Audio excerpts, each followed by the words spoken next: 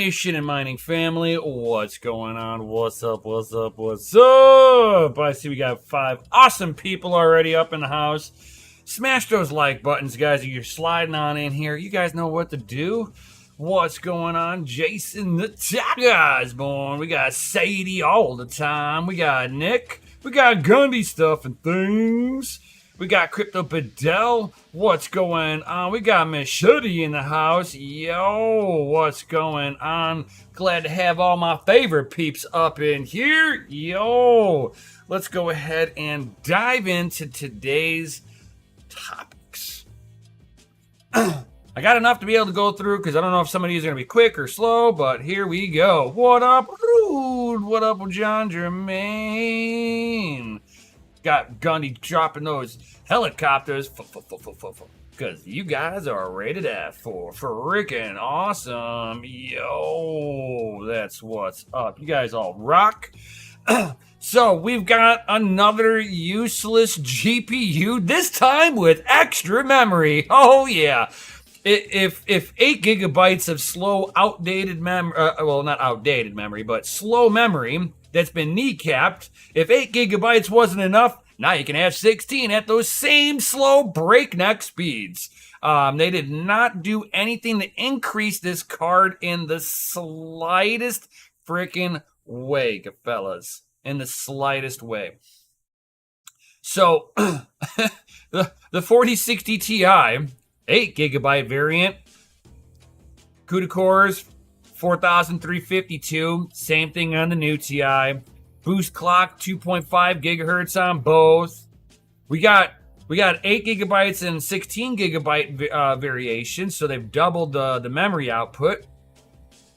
And we've still got the memory clock at 18 gigabytes per second, 128-bit bus, 288 gigabytes a second of bandwidth, 160 watt TDP, still the same PCIe, same price. Or no, I'm sorry, for a little bit more because you are getting more memory. But that's all you're getting. You're not getting any, you are not able to utilize that GDDR6 memory for what it's really worth because it's being kneecapped at 128-bit. Now, if it was like 197-bit, okay, now you got me interested because like you're going to be able to have some headroom on that memory, which would allow you to have a better boost clock and better utilization of the CUDA cores.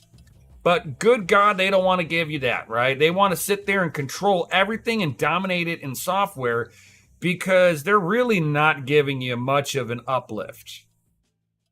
AMD at this point is giving you hardware uplift because we all know their software is not that good. I mean, let's be real, it's AMD. But at least they're giving you like hardware upticks versus this time it's a software uptick because this card is less than the 3060 Ti in performance. The 3060 Ti still outperforms this thing. So now with software, it does better. I'm not liking this new look on NVIDIA. I will dog on them for this one. Hopefully their 5000 their 50 series launch will be more of a hardware uptick versus this garbage software uptick. But yep, we are gonna get 16 gigabytes of 128-bit bus with. I hope that's the memory nobody wanted, you know. And they're gonna wonder why these GPUs are gonna sit on their shelves. And then they're going to be discounting them in the same sense, guys, because this stuff's not going to move. People are going to look at this card and be like, is ray tracing really that important to me? Or do I like to have frame rate that I can be competitive with? I will guess that most people want to have that competitive edge, and they don't care if their ray traced shadow is glimmering perfectly. That's not going to get you an extra headshot. That's not going to allow you to know where that person's standing. You want a good draw distance. You want a good a good GPU to get the pixel density in there, and then you're going to want a good monitor to have the pixel density so you can see the small little movements, right? So I mean that's in a first-person shooter style game, right? Where most people are going to be super competitive. Racing, it's like you don't want to have like just a ton of like motion blur to make up for the frame rates you ain't got. Because like if you do that with a headset on, you can get people nauseous very quickly. So I mean, with this 40 series launch, not the 4070 and the 4060 now, they're not giving you value over the 30 series. So I don't understand why anybody would go after this unless they're sitting on a 1060, because that's pretty much the average GPU that Steam still sees as being a dominant gaming GPU. So if somebody's got a 1060 and they're like, I'm gonna get the 4060 Ti, that's gonna be the demographic that's gonna grab this GPU.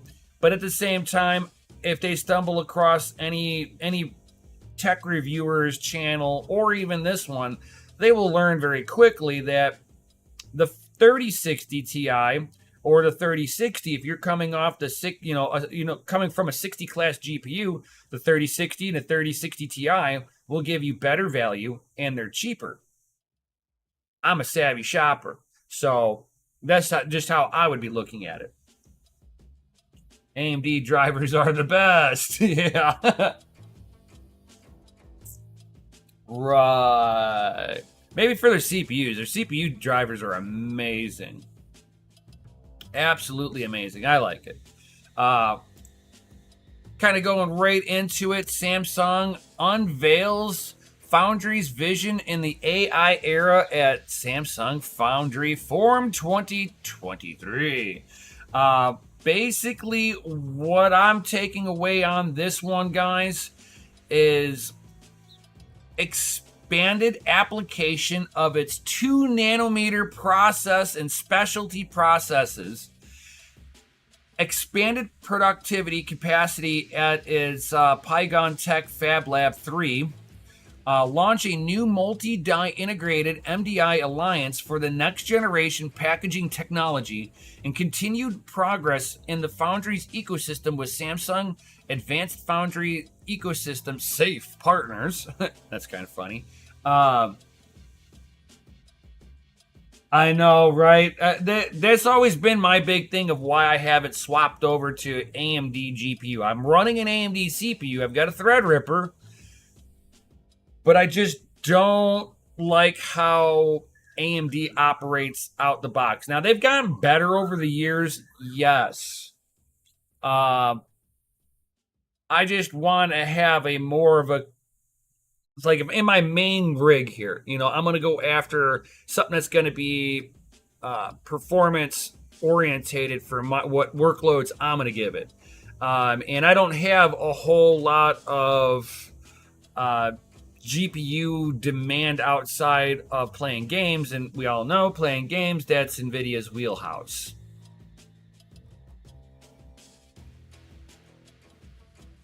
I know, have to give it for their CPU realm, for sure. So Samsung, we know that they're not TSMC foundries, so they're not the one that all the big guys are going to.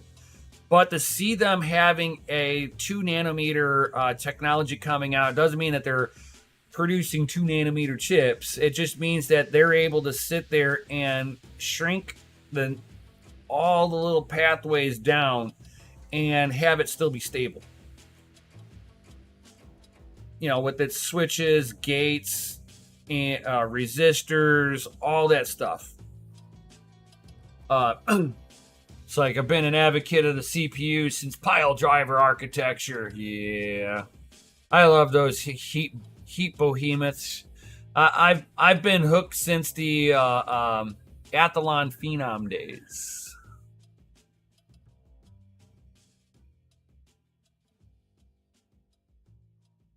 I have been a huge fan of that. It's like the AMD chipsets have just just always for what I do works for me.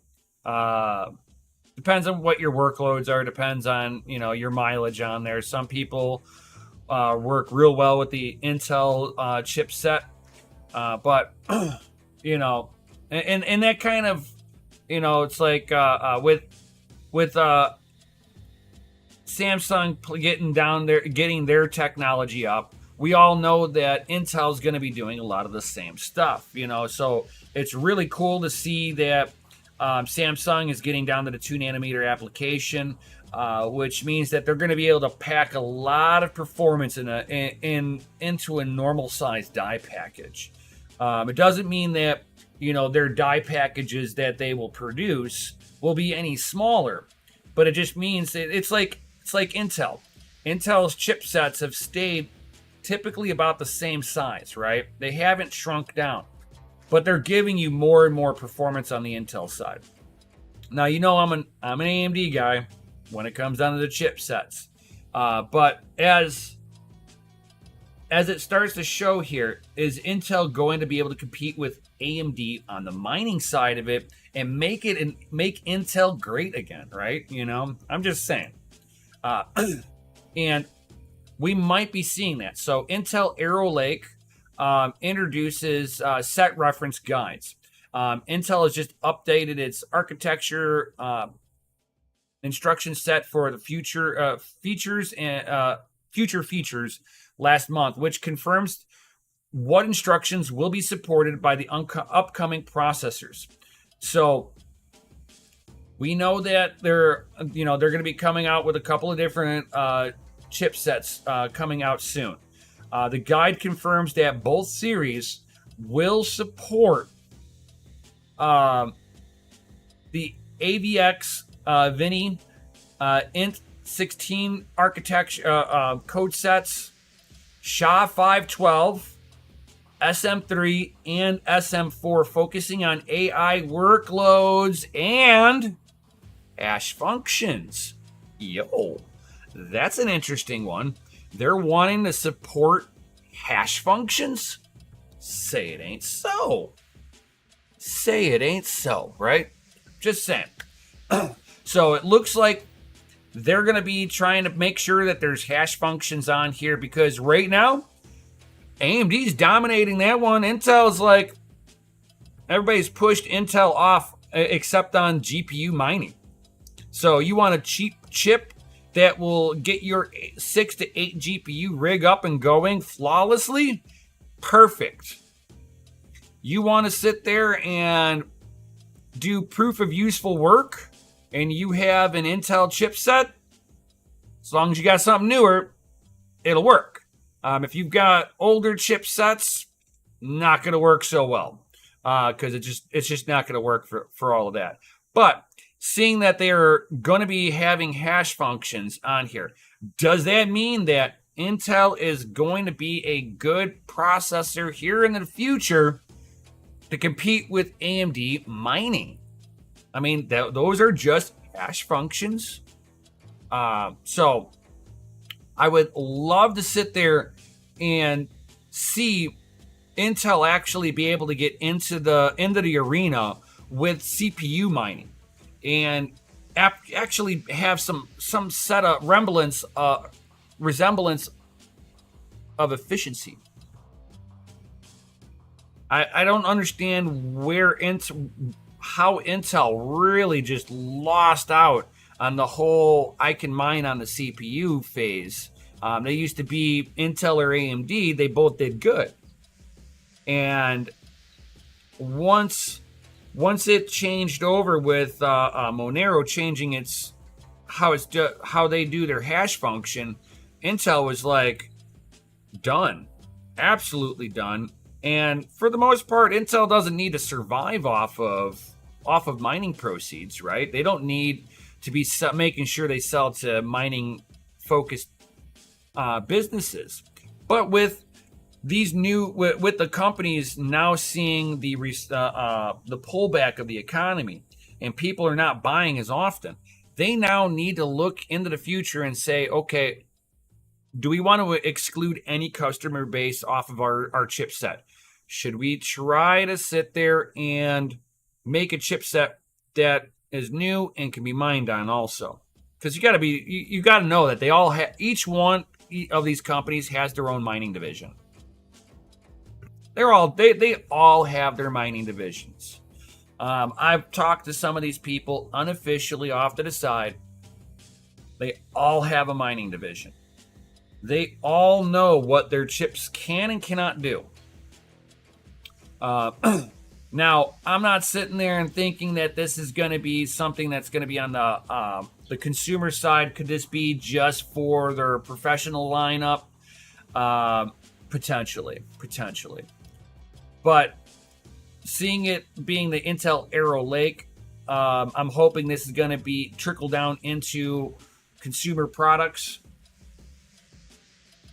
Yeah, I know, it's cool. That's what gives me hope here. Exactly, Sadie, is that they are wanting AI workloads and the hash functions.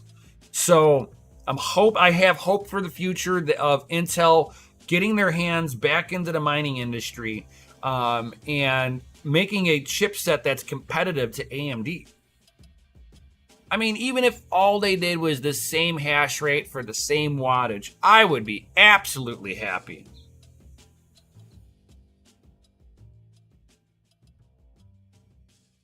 It's like 95 hash generated Intel chips had no hyper-threading also. I know.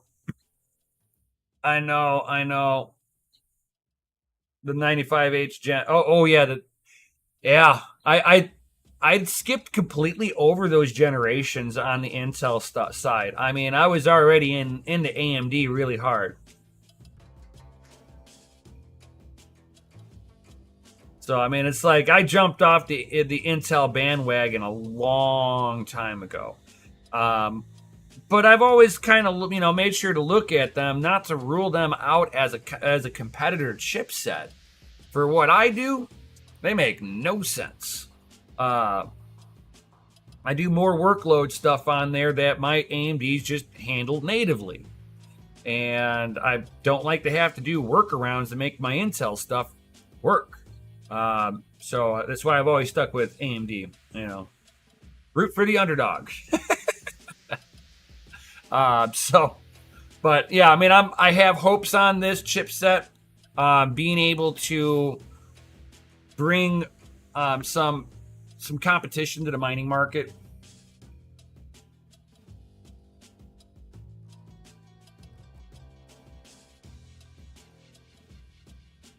Six cores, 6 threads, 8 core, 8 thread. Yeah, I never played with those chipsets.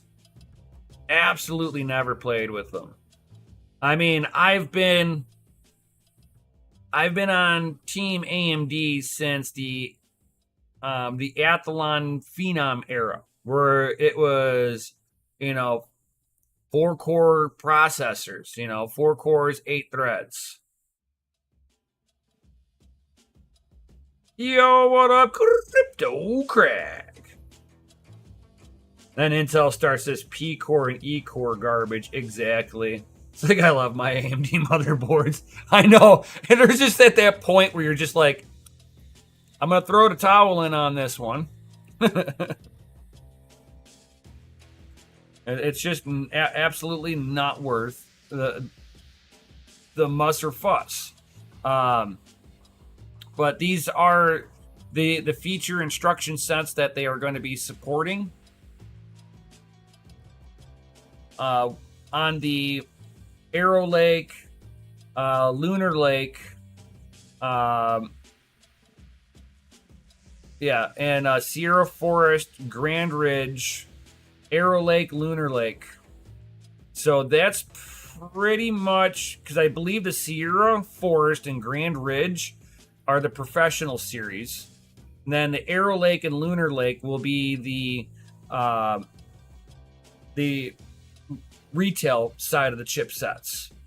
So I'm fingers crossed, guys, that they get they get back into the mining industry. Fingers crossed, because we can use some new chips that will help bring down pricing of the market, of good chips. Just saying. Just saying. And like Arc Crypto Mining. What's up, Arcs? Shop like a billionaire. Yeah, right. A380 on Dynex, brother. Nice. And AMD, the Ryzen 5 7500F has no integrated graphics. A new 6-core CPU this week. This I like. 6-core, 12 threads, boost clock 5 gigahertz, L2, L3 cache at 38 megabytes. No iGPU.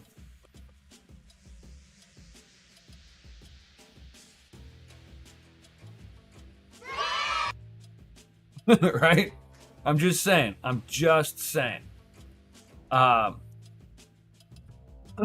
CPUs are reported to have approximately a $10 lower price than the 7600. But the Ryzen 7500F coming out to be announced. They're figuring it'll probably be about a $220 chipset. I like that. Keep them GPUs off of my AMD CPU sets. Now, I get the idea of why you want the little integrated graphics on there, just in case there's an issue with your graphics card or your PCIe slot, something stupid.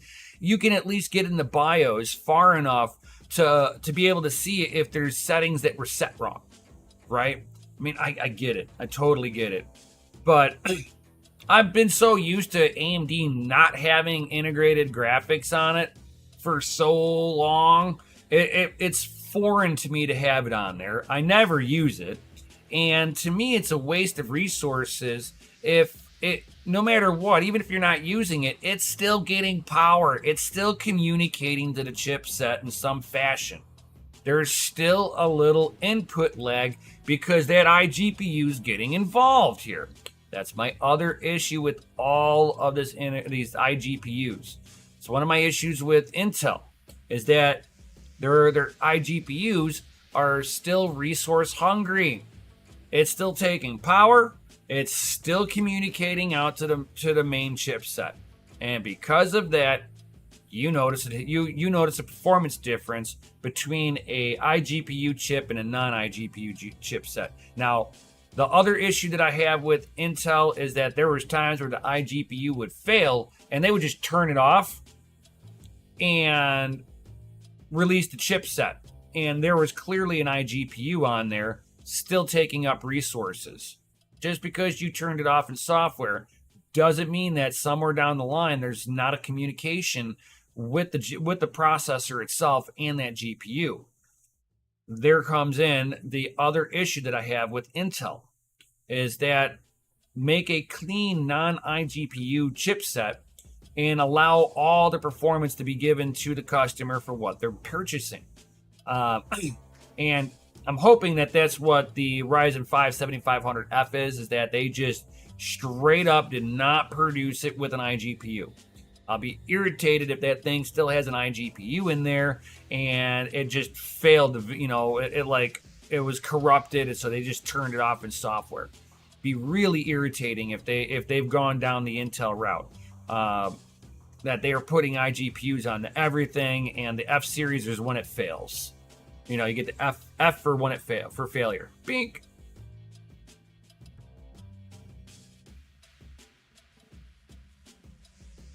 Yeah, I mean, you can certainly do it that way too if you're using it as a monitor in that fashion.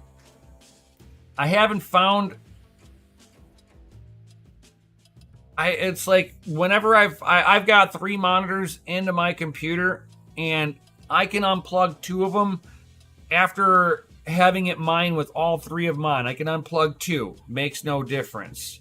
I can sit there and unplug the my main monitor, and my hash rate might go up maybe 1 or 2 mega hash. To me, that's a rounding error. and that's if you have a really good computer monitor, 2K and up.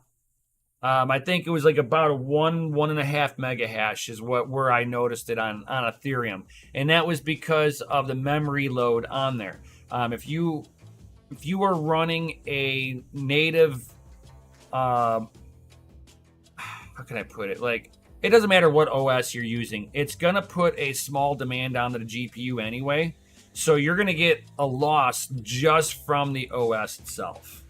I don't know if it's enough to assimilate that the monitor is the direct cause of it in every fashion, because since I've gone to other things, it made no difference if the monitor was on or plugged in or unplugged.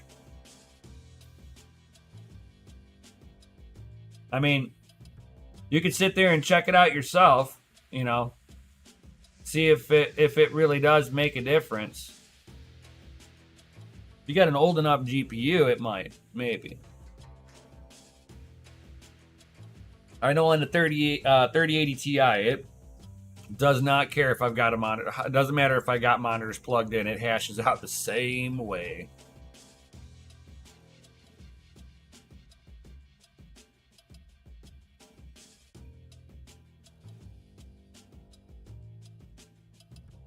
So, yeah, I like this because, well, I mean, let's be real, people. CPU mining is quite profitable. If you know, you know. Just saying. It's like I've got three CPUs mining. Just saying. And one that I've been kind of looking at, and I was like, oh, this one's kind of interesting. AMD launches I can't pronounce that, their code name for it. New desktop CPU without built-in graphics.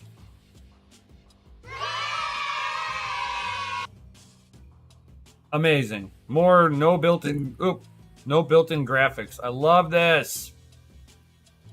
So this will be a 4-core, 8-thread. Guys, you don't need to have a bazillion cores. Most games are not utilizing more than 4 cores anyway. Most programs. So it's not that you have to worry about that at all. This is sitting on a 7-nanometer process node, running 65 watts. You'll be able to get between 3.8 and 4.2 gigahertz. Which is the same boost range that my Threadripper lives life in very comfortably. I've got mine boosted at 4.1 with water blocked, of course. I can't do it with the Threadripper at that level without a water block on there. But your L2 and L3 cache, 2 megabyte, 8 megabyte. Love that. It's like this thing should be a good performer.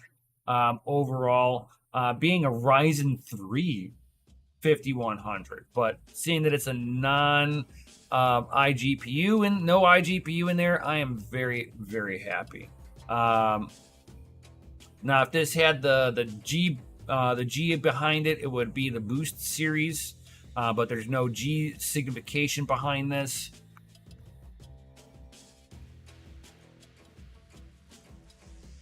Like, you were CPU mining before it was cool. That's awesome. That is legit. That was legitness. Yeah, it was. So, I mean, I'm kind of interested in this one. I'd be curious to see what the pricing is on this. If this is like $100 chip, I might be willing to buy this and do some testing with it. I mean, I would throw some hash at this. If it was like $100 and another maybe $100 for the motherboard, I'd throw some hashies at this for sure. 100%. Turn this into my like a test rig or something like that. But I mean, we're going to be looking at a 65-watt chip, so even if you're mining it all the way balls to the wall on there, it's only 65 watts. That's really not a whole lot of electricity usage at 65 watts. If I can get that thing to do like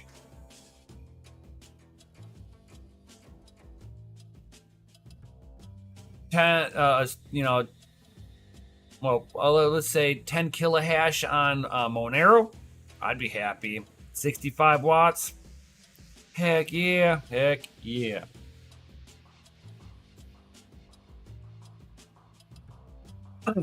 And these are the cards that I really like. So if you guys mine in server cases, these are the cards you want to go after. Why, you might ask? Why would I want to go after a silly blower card if I'm mining in server cases already, right? Well, think of it this way. I can pack these cards in there, take this ridiculous cooler, the ridiculous shroud off of this, the stupid little squirrel cage that will clog up with the smallest little dirt molecule.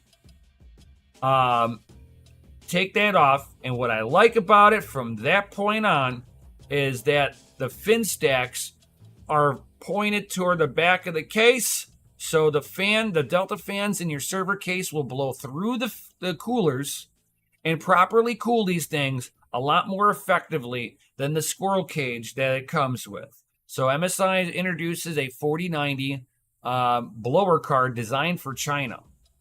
So good luck trying to get this here in the United States, but I do like the idea of this card because you could, like I said, yank this damn stupid ridiculous shroud and blower off of there, and everything is orientated in such a way that it should be able to be nice and properly cooled. Why else would they have put all of their inductors on the back side of this card? Why? Because they knew that people are going to be putting this thing into data centers or mining rigs. Let's be real. MSI knows who their market is. Most gamers dog on these things because they don't run these cards in a clean environment. So these blower fans tend to get clogged up rather nastily. And then you start having all these weird performance issues. And then you go to clean it and the thing runs like it's brand new again. It's like, oh, wow, amazing, right?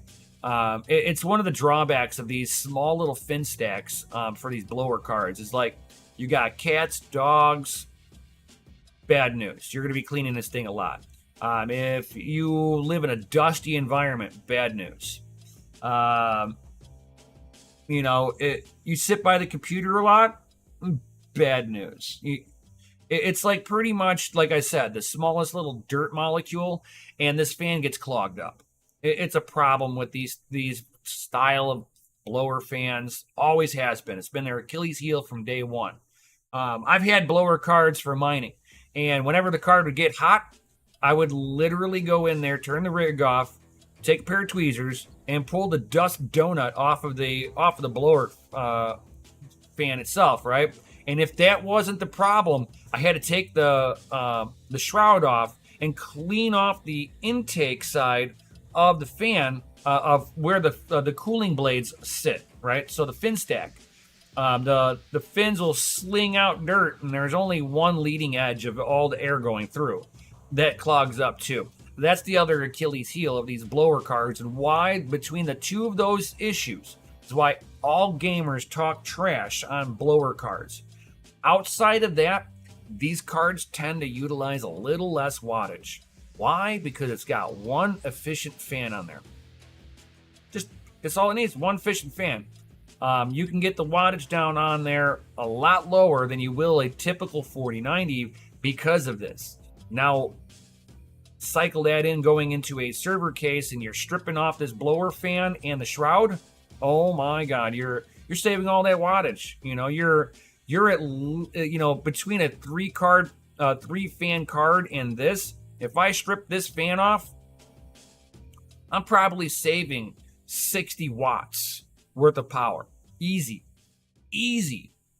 You do that with a whole rig.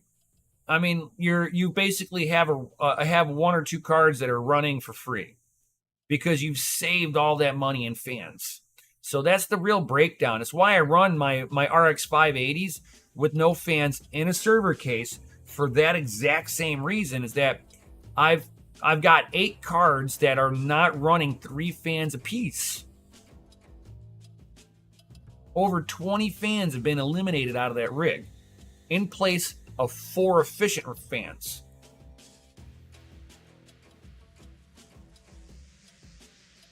I have an old 1660 Ti blower card from back in the day. That thing still works like a champ.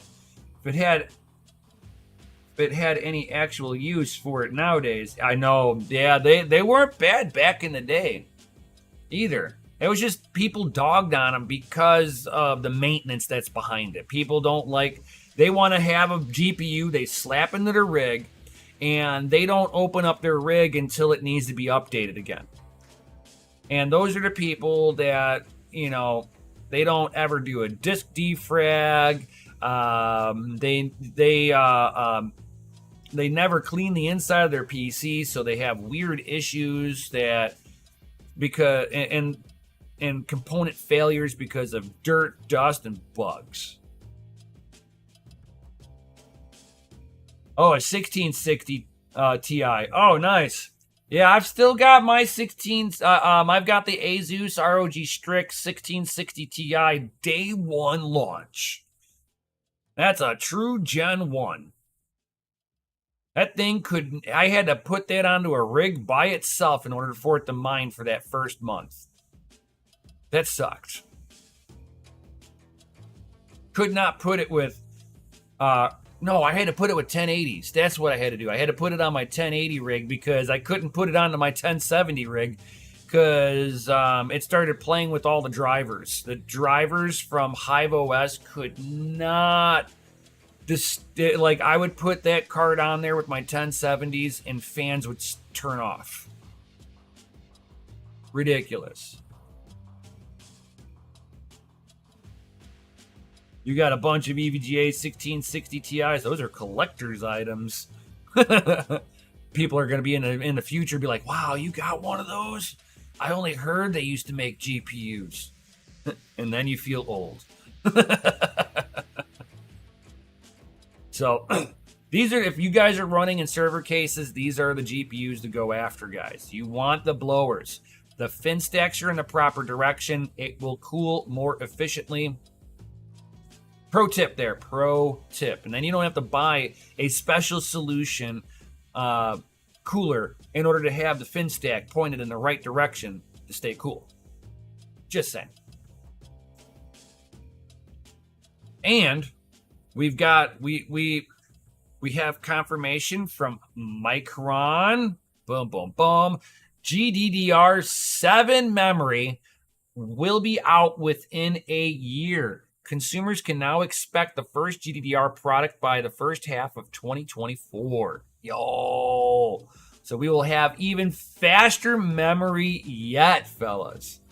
Just in time for AMD and NVIDIA and Intel now to come out with their next generation. Is this what Intel is waiting for? Is Intel with their Battle Mage series? Are they waiting for Micron to come out with the new GDDR7 memory standard? That would be interesting if they go ahead and they use the GDDR7 memory standard and come out with the Battle Mage, and that thing is just a behemoth. I would root for it. I really would.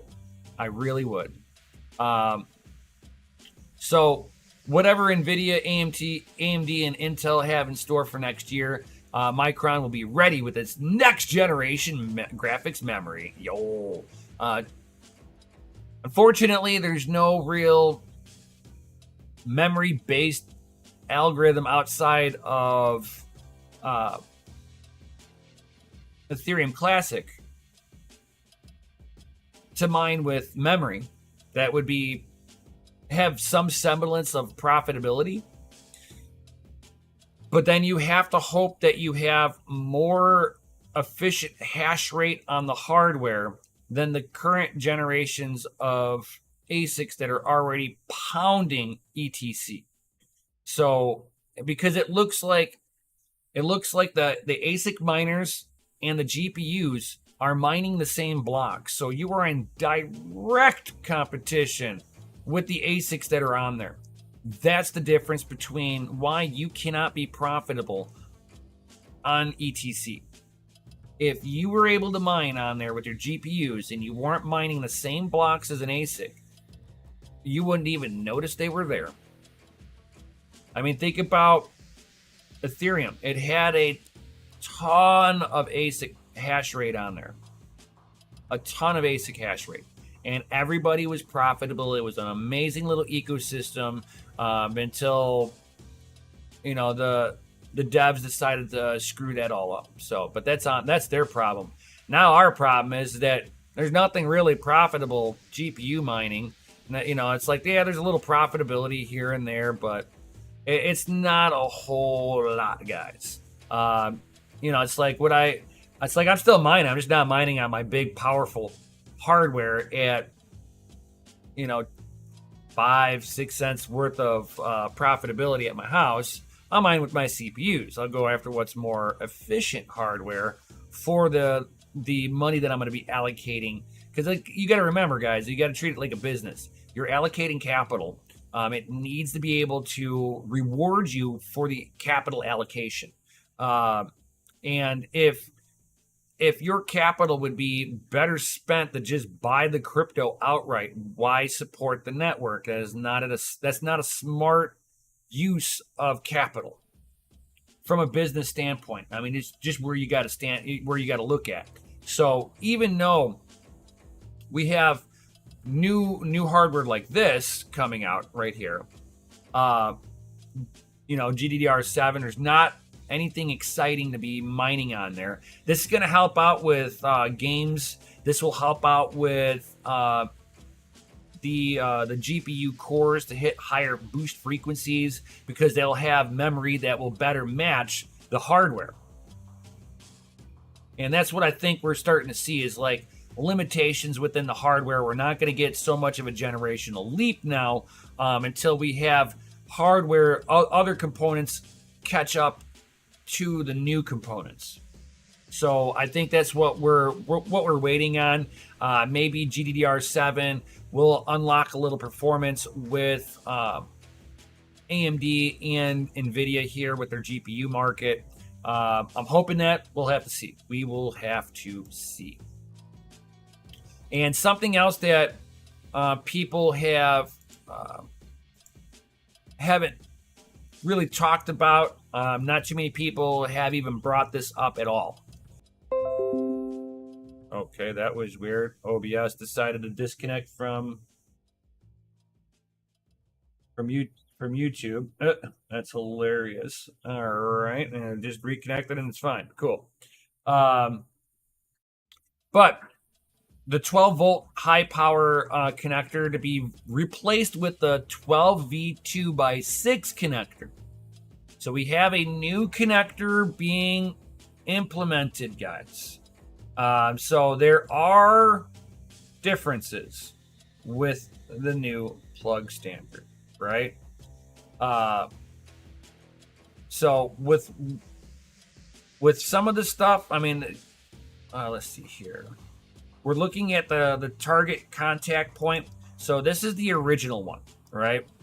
So this is all in millimeters. So 4.2 millimeters distance on the receiving rod for power and ground, or the probes for power and ground. And then we got the sense wire, right? And this is the original setup on here. Now we go over to the new setup. What you will see is that we have a bigger contact point now. So they've enlarged the contact point.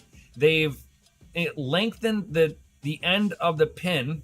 They've given it a better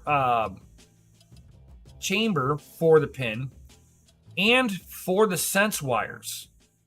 They've actually given more they've dropped the pin height a little bit to allow for a better connection from the sense wires, so that the target contact point will be a lot better. And they've lengthened the probe, the pin, or they shortened the pin a little bit so that it goes, so that the whole connector will sit down properly. So here's the original one. You can see that the contact point is still at the very back of the pin, but we're looking at a much longer pin versus the update on this pin. The pin's shorter and it's pulled down from its top vertical height. So it'll make a lot more of a difference with how this thing's going to be reacting. And here you can see it too. So this is the 4080, and you can see how the pins are really close to the body, right? And then the 4070 FEs now are more into the middle. So, and you can see even with the pin heights on the 4080 FE with its ground and power, that the pins are, are sunk down into the chamber a lot more, versus the new one where the pins are more out of the, towards the front of the chamber. So you have a much bigger contact point, less chance of any kind of misconnection of any sort. They've redesigned the clip ends on this stuff too. So you can see from this picture up here, on the right is the original high volt connector, and you see that there's no groove for the lock to slide on, and that little groove allows for the clip on the connector side to actually sit down and latch better and stronger, which is where they're having a lot of their issues, that these connectors are separating, and once they start separating, bad news bear.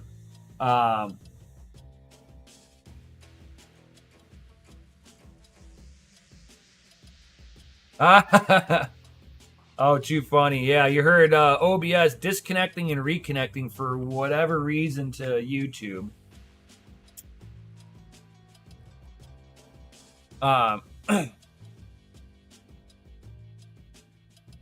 So hopefully they do get this connector, the new connector, the 12 version 2x6 connector. Hope this is a much better thing, and people stop having all these stupid little issues moving forward. This should have been something that NVIDIA vetted before launch, but they didn't. Time to eat, take care, homebrews, for sure. Tuckman, thank you. Smash that lizardy like button. Yes, sir. Smash it good.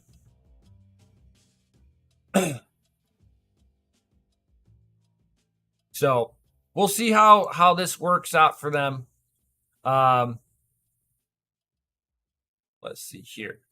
And we've got leaks of a massive behemoth of a 4090s, aka Titan 80A design. Yo. What was caught was the attention of many is the astonishing high price, equivalent to $120,000 USD. This is going to be a Titan. I believe they're bringing back the Titan GPU. So this is going to be a 4-slot GPU. I'm thinking this is going to be a data center only card. They're going to try to make data centers expensive again. They want to make all their money off of that. Or this might be a price that somebody was just making up because that's what they figured it would be worth. But 4 DINs, guys. 4 DINs. We got a beefy blower.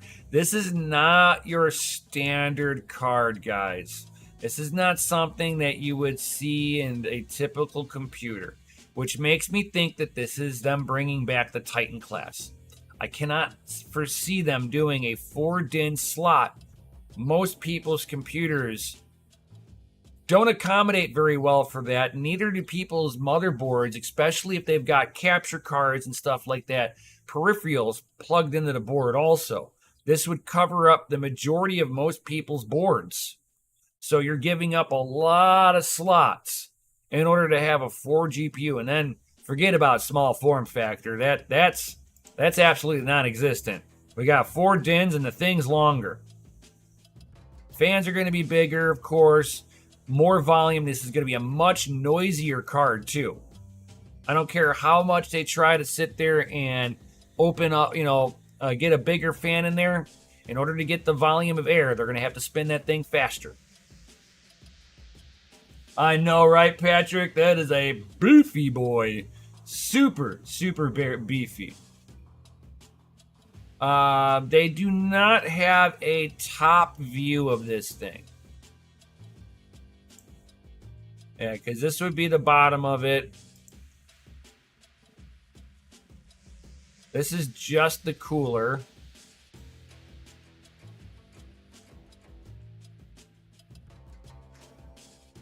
Just the bottom again. So they're not showing that. So if I had to take a guess, this thing is going to take 2 of the new 12 volt high, the 12 V2x6 connectors. Probably take 2 of those because that will be enough to deliver the 1,000 watts required to run this card. I'm going to guarantee you this is going to be a 1,000 watt peak card. But I think this is going to be the Titan class. It is spouting the gold shroud on there. That's usually signifies for the Titan class. If you guys have ever paid attention to the Titan class, however, there is no indication that it would be released as an actual product in the near future. Additionally, the cooler is being offered for sale does not include any PCB or GPU, rendering it essentially useless except for the exceedingly rare collector's item. So, I'm not sure if this is going to come out officially or not, but that is one chunky beast. Absolutely a chungus. And I told you already, we're going to be seeing some pricings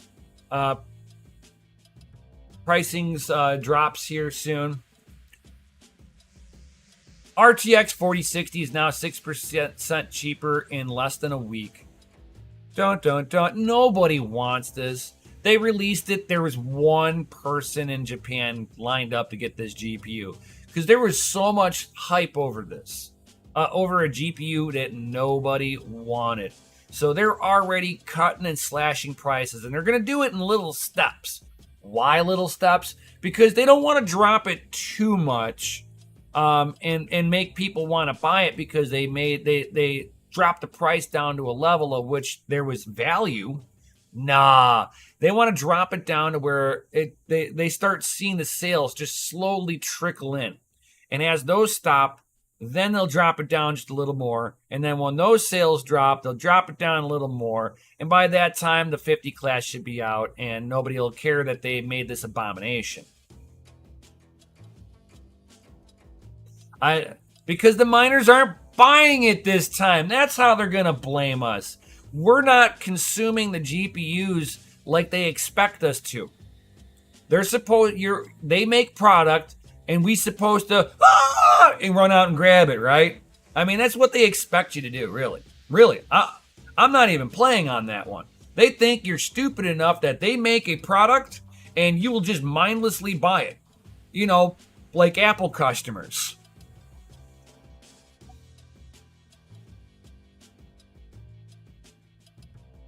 Man, the scapegoat is always us. We're always the problem. When their sales are down, frickin' miners.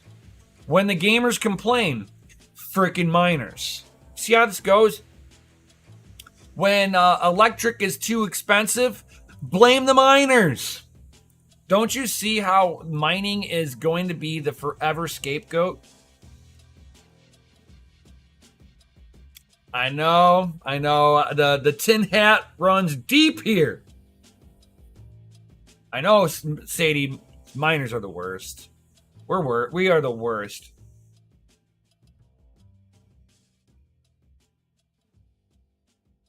Exactly. There is no Goldilocks zone in this one. We're either the bad guys or we're the bad guys. There is no rest for the wicked, and we are the wicked. So now Nvidia is dropping their prices in a week's time, 6%. We shall see them drop it even more. I'm sorry, but a $300, $400, $500 60 class GPU doesn't tickle my fancy. That's a $200 GPU, $250 on the Ti variant, but it's a $200 GPU in my opinion. So until it's at that $200 level, the 4060 does not have any kind of like I would be hesitant even at $150 on a 60 class GPU. But that's my opinion.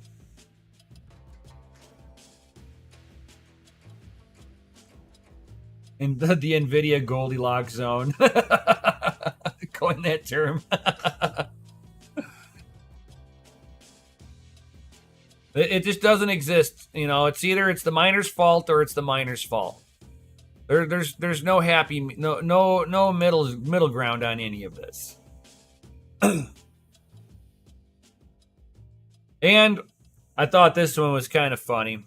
AMD Germany mistakenly lists an unreleased graphics card, the RTX 7600 XT.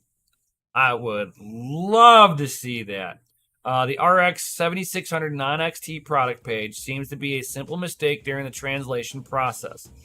Although it's a quite unusual, since the release of the entry-level RX 7600 graphics card, there has been discussion about the possibility of an XT variant.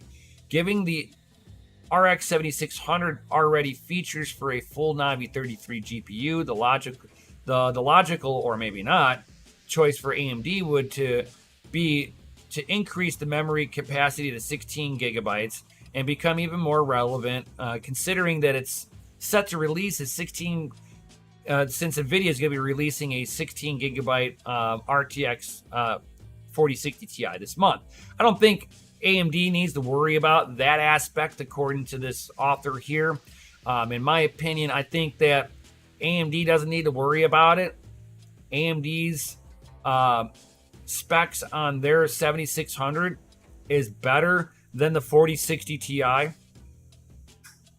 They're utilizing the memory much better. They don't need to have 8 gigabytes. They've already got all the performance that they need out of this card.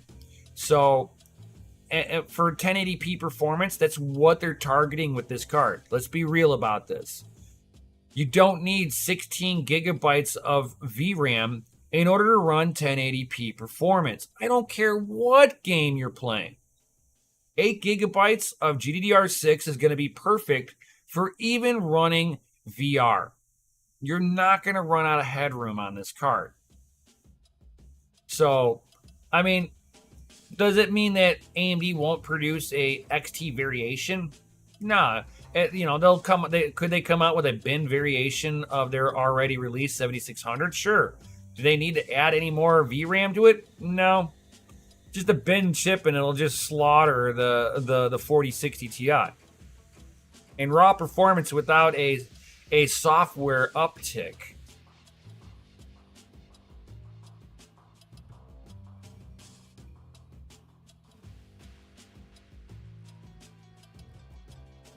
Oh, damn, Crypto Crag. 9 wet boxes of ASICs. Ouch.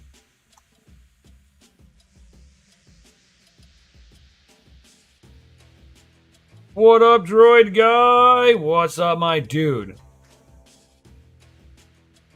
So I really don't think that that AMD needs to come out with a more VRAM.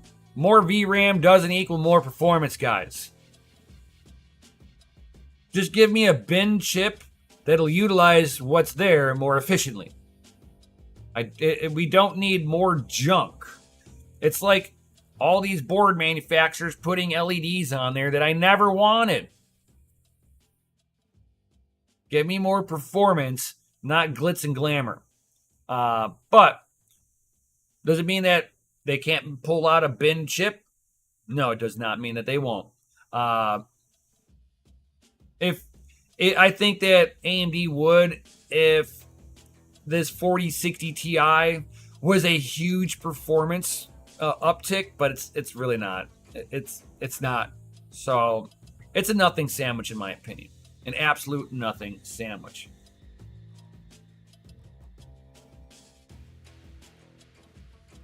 Like RAM for AI. Yeah, RAM for AI, not for a DAG file size. Exactly. Exactly, droid. But since the 4060 Ti has launched, it's already on a discount. 10% down discount. Retailers struggling to sell the latest GPU also.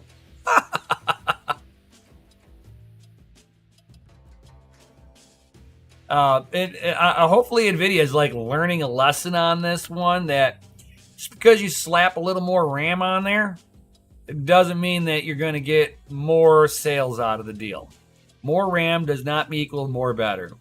I would like to see, if I'm going to see a Ti, give me a better bus, memory bus width, so that I can get better performance off the bin VGA core, right? I want a binned VGA core and a better utilization of memory, so that it's not so much for the DAG file size, but if I can get my memory frequency up higher, that means I can get my boost clock frequency of the VGA core up higher.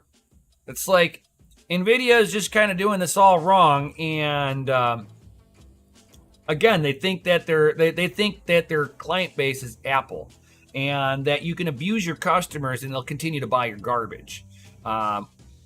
This is showing the exact opposite. People are not lining up like they did for the 30 class.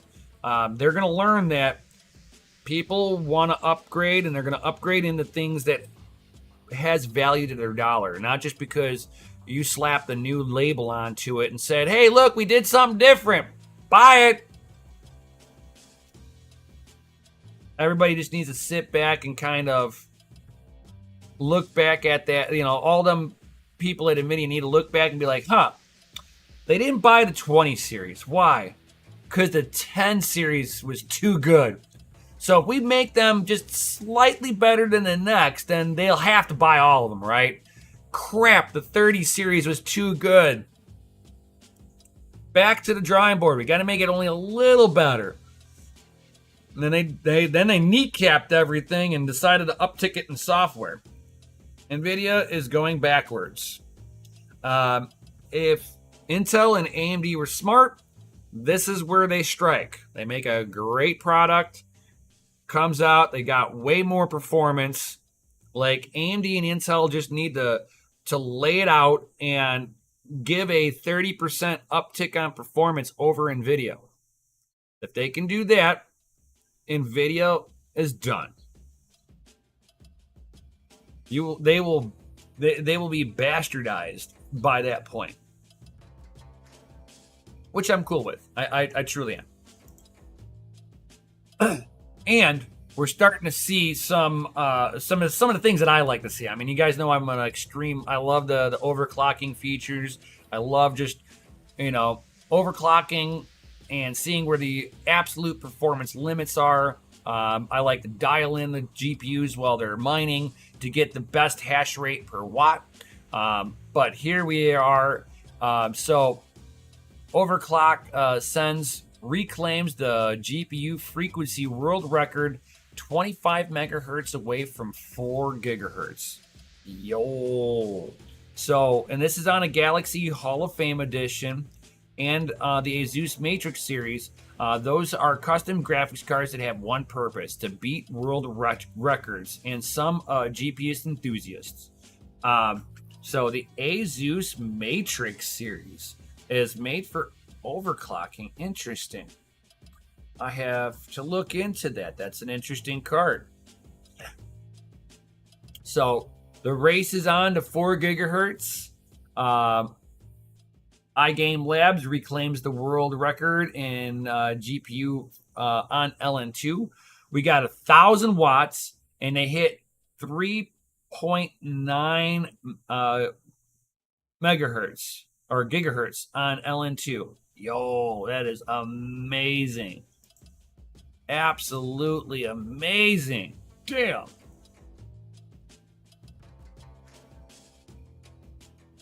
But the Tech Power Up GPU Z confirming it with a screenshot. That's cool. I'm excited to see the 4 gigabyte record actually be breached. Dun dun dun! And it already has been breached, fellas. RTX 4090, and it has breached the 4 gigahertz overclocking.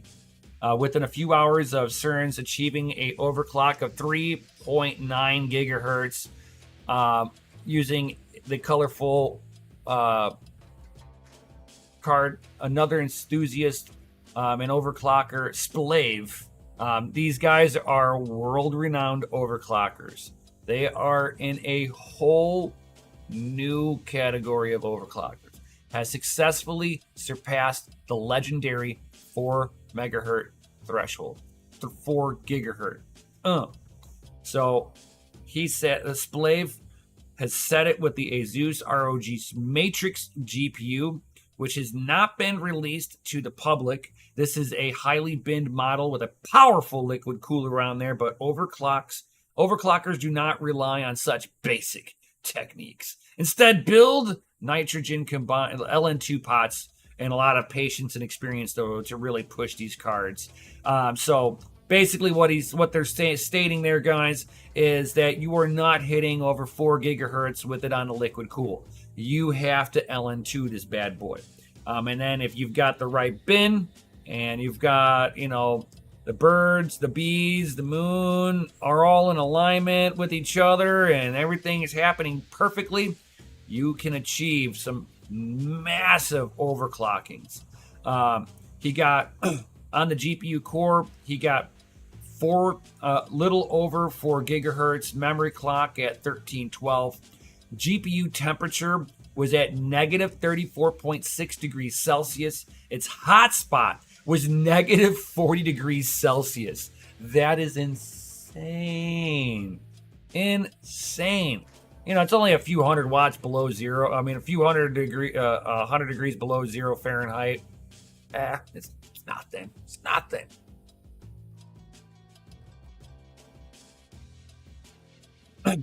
It's only over 100 degrees below zero. I mean, it's like a morning stroll, right?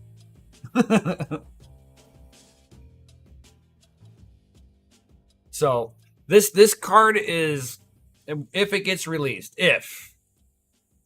I'm sure they will, just because somebody's gonna want to step up into the overclocking enthusiast lineup.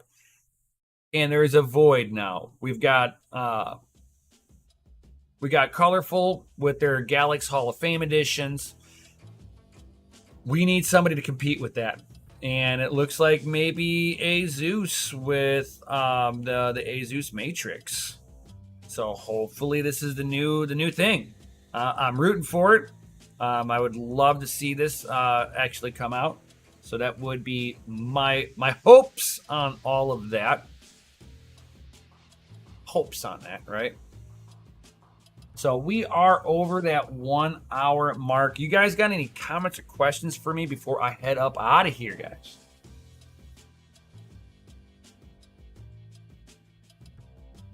Anybody got any comments or questions before I sign on? Even if you don't have comments or questions, certainly drop some FAs in the Chislety chat. Smash that Lizardy like button and all that good stuff. Because you guys are rated at for freaking awesome. Especially if you stayed this long, Smash that Lizardy like button, subscribe, hit the bell notification, all that good stuff. What GPUs would I be buying at the moment? That's a good question, Bedell.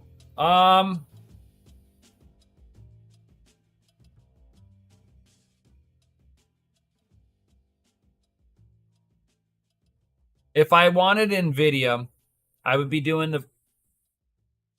between 3080, 3090, and the 4090. If I was going for AMD,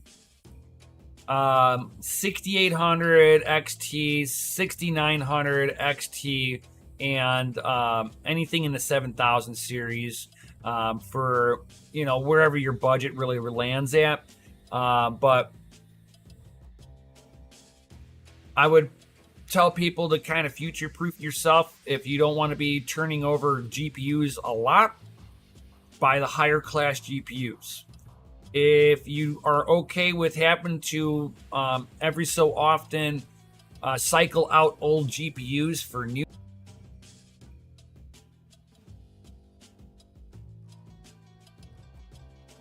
Oh, that's weird. Like, I'm not sure exactly where you guys stopped hearing me, so I'll try that again, because I just looked over and YouTube's not liking to stay connected today. Not my fault. But I mean, like, with NVIDIA, I would be waiting for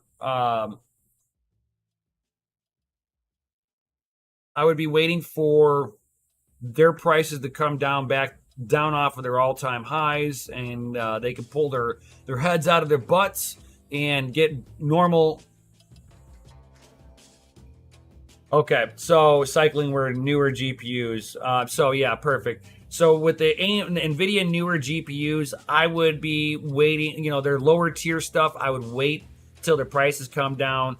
Otherwise, I'd be doing 4090s, 6800 XTs, 6900 XTs, or 7000 series. Like I said, I always recommend people to grab the higher tier stuff to kind of future-proof yourself. I mean, unless you're willing to cycle out GPUs every so often. Like if you're grabbing 6600s, you've only got a couple of generations worth of mining on there before you've got to cycle those GPUs out. Do I have some rigs of those? Yes. Am I aware that I'll have to cycle those GPUs out at some point? Yes, I'm okay with this.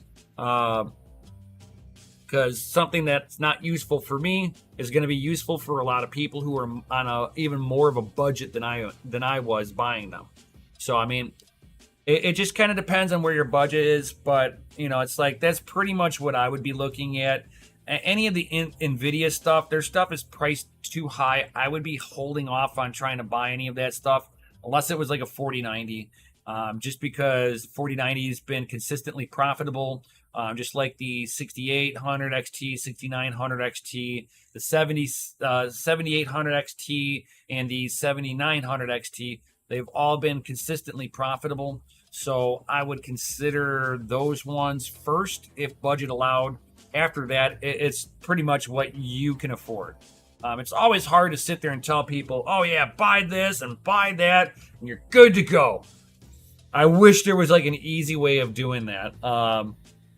There's never any easy way of saying this is the best GPUs for mining, because it's power consumption on that particular GPU for the hash rate you're going to get and the power level that you're paying.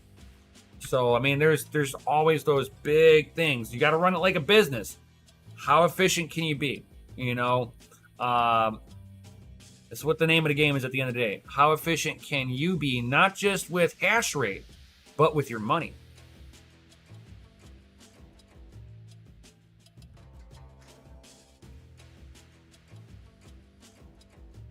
Oh, you're buying servers at the government auctions for $1 or $2, hoarding the PSUs until the next bull runs an A16 power. Yes, I love it. HP power supplies for the win.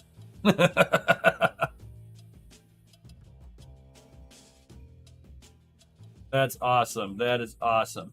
So thank you everybody for being here for sure. I'm going to go ahead and head up out of here since I don't know if my OBS is going to have an issue again. So, thank you everybody for being here. All that good stuff.